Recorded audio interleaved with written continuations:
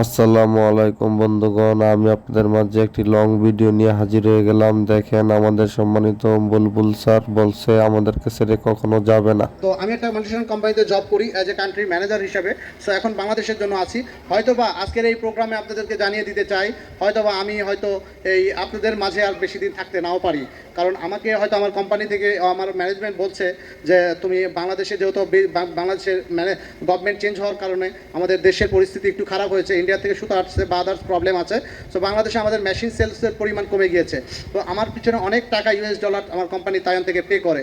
So ওরা বলছে তাহলে তুমি কি বসে বসে এখানে কাজ করবা, এভাবে তো দিন যাবে না। সো আমাদের তো আরও অন্যান্য কান্ট্রি আছে, তো তুমি হয়তো ভিয়েতনাম অথবা ইন্দোনেশিয়া, দুইটা যে কোনো একটা দেশ তোমাকে দায়িত্ব দেওয়া হবে।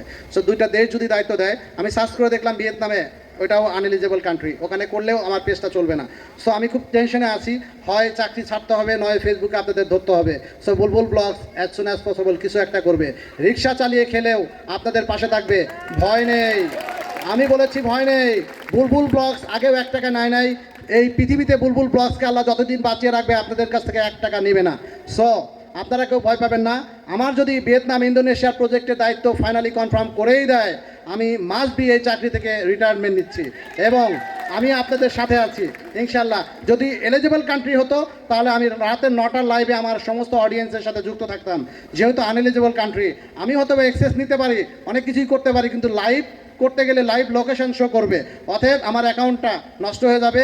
অসহায় মানুষ আছে, অনেক মানুষের সাথে জড়িত, অনেক বোন আছে মারা গিয়েছে ক্যান্সার রাখতেন, তাদের ছোট ছোট বাচ্চা, অনেক মানুষ আছে এখান থেকে আমাকে পে করতে হয়।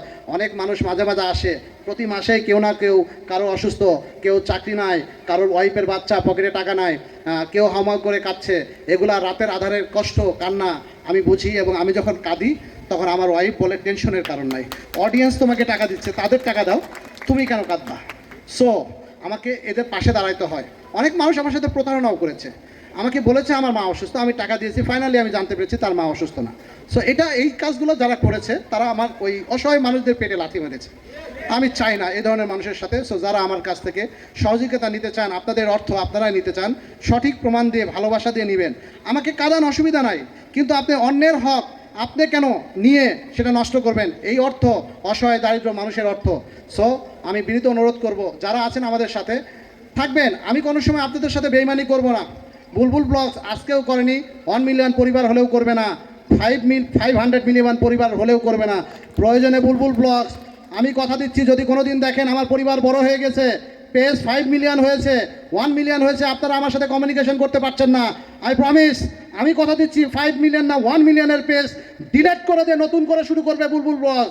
সেখানে আপনারা আসবেন, কম লোক নিয়ে এগিয়ে যাবো আমরা, কিন্তু আমি আপনাদেরকে ভালোবাসি।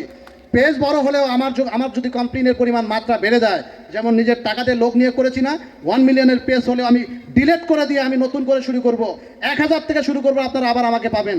আমি ভালোবাসি আপনাদের, কথা দিচ্ছি, যদি ভুল হয় ক্ষমা করবেন। Thank you so much.